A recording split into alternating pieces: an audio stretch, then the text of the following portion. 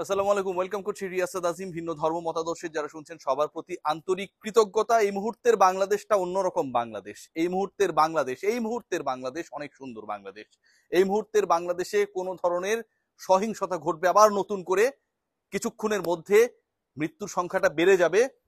কেউ হয়তো ইট মারবে, কেউ গুলি ছুড়বে, কেউ কাউকে কোপাবে। এই সিচুয়েশনটা অন্তত এই মুহূর্তের বাংলাদেশে নেই। এই মুহূর্তের বাংলাদেশে শিক্ষার্থীরা, অভিভাবকেরা, বাংলাদেশের সাধারণ মানুষেরা যারা দল মত নির্বিশেষে রাজনীতির ঊর্ধ্বে গিয়ে বাংলাদেশে শান্তি চান, সবাই শাহবাগে যাচ্ছেন, সবাই শহীদ মিনারে যাচ্ছেন, সবাই সেলিব্রেট করছেন তাদের এই বিজয়কে।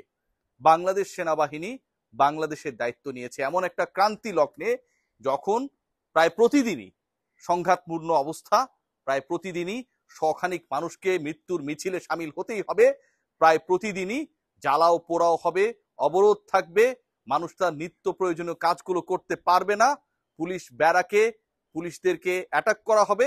এবং এই যে অস্থিরতা, এই অস্থিরতা থেকে পুরো বাংলাদেশকে, পুরো জাতিকে, আমাদেরকে, যারা স্বজন হারা, অন্তত তাদের মুখে হলেও, তাদের ঠোঁটের কোনায় সেই স্বস্তির হাসি ফোটানোর জন্য হলো বাংলাদেশ সেনাবাহিনী রাইট নাও বাংলাদেশের দায়িত্বে। আবারও বলছি, বাংলাদেশের দায়িত্বে।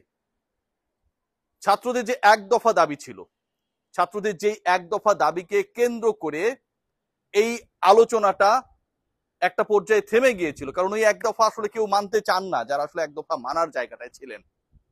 ছাত্রদের যে এক দফা দাবি ছিল, যার প্রথম দিনটায় একটা অসহযোগ সিচুয়েশন তৈরি হয়েছিল, যার প্রথম দিনটায় আমরা দেখেছি রাজনৈতিক নেতৃবৃন্দ মাঠে নেমেছেন, ছাত্র শিক্ষার্থীদের সাথে সংঘর্ষ হয়েছে, অসংখ্য মানুষের প্রাণ গেছে, এবং এই ঘটনাটা যেন আর এগুতে না পারে, এখানটাই যেন ফুল স্টপ হয়। ফুল স্টপের পরে ওই পার্টিকুলার লাইনটা শেষ হয়ে যায়। এরপর থেকে যেটা শুরু হয়েছে, যেটা শুরু হবে, যেটা শুরু হতে যাচ্ছে, সেটা যেন একটা সুন্দর বাংলাদেশ হয়, যেই বাংলাদেশটায় আমরা সবাই আমাদের মতো করে আমাদের কাজটুকু করব, আমাদের দায়িত্বটুকু পালন করব, আমরা নিশ্চিন্তে ঘুমাবো। আমরা রাস্তায় গেলে কারো বুলেটে, কারো ইটের টুকরোর আঘাতে, অথবা আমার বা আপনার যে শিশুটি ঘুমিয়ে থাকে, যে শিশুটিকে আপনি আপনার বুকে করে বড় করছেন, বা যেই শিশুর বাবা তার সন্তানের ভবিষ্যৎ দেখার আগেই গুলিবিদ্ধ হয়ে, আক্রান্ত হয়ে মৃত্যুকোলে ঢলে পড়লেন, অন্তত সেই জায়গায় আজকে থেকে ফুল স্টপ। আজকে থেকে সেই ঘটনার পুনরাবৃত্তি হবে না, অন্তত সেই পথে বাংলাদেশ সেনাবাহিনী। খেয়াল করে দেখবেন যে আসলে বাংলাদেশ সেনাবাহিনী এবার যেটা 2024-এ যেটা হলো, এর আগে আমরা দেখেছিলাম যে 2007-08-এর দিকের যে ঘটনা ঘটেছিল, দুটা কেসেই কিন্তু আসলে তাদেরকে শেষ পর্যন্ত বাংলাদেশের দায়িত্ব নিতে অনেকটা বাধ্য হতে হয়েছে। যদি চাইতো বাংলাদেশ সেনাবাহিনী আরো 2 সপ্তাহ আগেই তারা ক্ষমতা দখল করতে পারতো, তারা ক্ষমতায় আসতে পারতো, কারণ সেই সিচুয়েশনটা হয়েছে, প্রায় 250 মানুষ, 300 মানুষ মারা গেছে। শেষ পর্যন্ত তারা অপেক্ষা করেছে।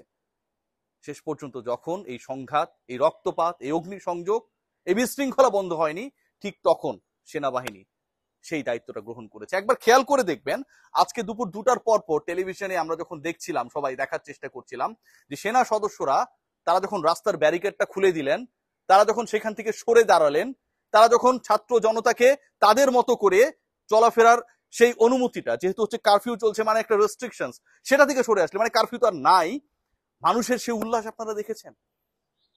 মানুষের সেনাবাহিনীকে, সেনা সদস্যদেরকে আপন করে নেয়ার যে পরম চেষ্টা, তাদের কাছে যাবার চেষ্টা, প্রোটোকলের কারণে সেনাবাহিনীর সদস্যরা তাদেরকে বারবার দূরিয়ে সরিয়ে দিচ্ছিলেন, কিন্তু তারপরেও ওই ট্যাঙ্কে বসে থাকা সেনা সদস্যদের আগ্নেয়াস্ত্র নিয়ে নিরাপত্তা দিতে যারা আসলে মাঠে নেমেছিলেন, তাদের কাছে নিরস্ত্র মানুষের বারবার গিয়ে অভিনন্দন জানানো, তাদের কাছে বারবার গিয়ে একাত্মতা পোষণ করা, তাদের কাছে বারবার গিয়ে স্বস্তির নিঃশ্বাস ফেলা, সেই সেনা সদস্যদেরকে বারবার আপন করে নেওয়ার যে প্রবণতা, এটা এমন একটা সিচুয়েশনকে ইন্ডিকেট করে যখন বাংলাদেশের মেজরিটি পিপল, কিছু মানুষ সেটা চায়নি বা চাইবে না, সেটা হিসাব করেও লাভ নেই, বাংলাদেশ সেনাবাহিনী এই ক্রান্তিকালে দেশটার দায়িত্ব নিক সেটা চাচ্ছিল। খেয়াল করে দেখবেন, বাংলাদেশ সেনাবাহিনীর সদস্যদের উপর কোনো ধরনের আক্রমণ হয় নাই। আজকে সকাল থেকে যদি দুপুর বিকাল পর্যন্ত আমরা খেয়াল করি, সেনা প্রধানের বক্তব্য রাখ পর্যন্ত, কিংবা যখন থেকে বলা হয়েছিল আইএসপিআর এর বিজ্ঞপ্তিতে সবাইকে ধৈর্য ধরার আহ্বান জানানো হয়েছিল, ঠিক তারপর থেকে সবাই মোটামুটি বুঝে গেছে আসলে কি হতে যাচ্ছে এই বাংলাদেশে। ওই সময়ের পর থেকে আপনি খেয়াল করেছেন এবং তার আগ পর্যন্ত কেউ কিন্তু সেই সহিংসতা দেখায় নাই। কারফিউটা চলছিল এবং সেনাবাহিনী যেটা দায়িত্বে ছিলেন, যেটা গত একদিন আগে ঘটেছিল, সেই সহিংসতা আমরা দেখতে পাইনি।